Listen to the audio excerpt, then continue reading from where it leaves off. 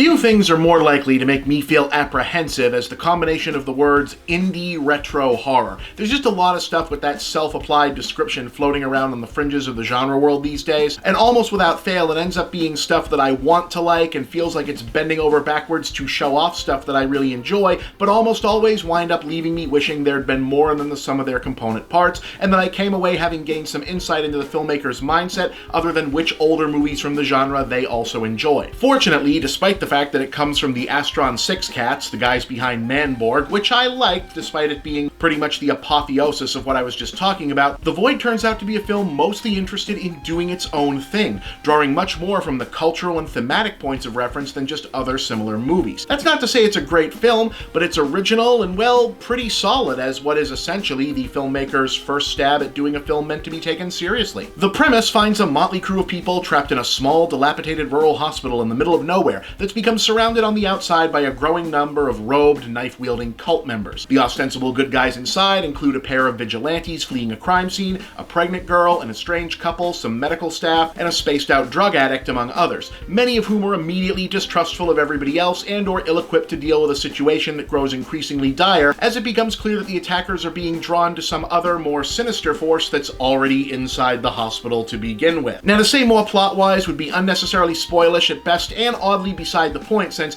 the atmospheric straining for Lovecraftian cosmic dread is pretty much a good clue in terms of horror that were pointed in a very Beyond the Black Rainbow, Prince of Darkness, Possession, Altered States kind of direction, where the abstractions between supernatural and sci-fi concepts are used to keep us off guard about what's really going on, to the point where what's going on is kind of beside the point. Though, like I said, the best news is that The Void is reminiscent of such films without trying to simply go down a checklist of borrowed homages and elements. Also, while making a lot of sense is not exactly on the film's narrative agenda, the characters are all well drawn enough that we can empathize with their reactions to what's going on, and they land even though what's going on never itself becomes explicitly clear. And despite that kind of high-mindedness being at play, it doesn't mean the film intends to skimp on the bloody kills, inventive gore, nasty surgeries, and the eventual premise of big, lumbering, otherworldly monsters and giant flailing tentacles. Good stuff. On the downside, even at 90 minutes, it feels a little on the long side to not arrive at much more of a point than, well, that was certainly a strange series of events, huh? Even though we do get a satisfying character closure for the folks who become the emotional center of the story.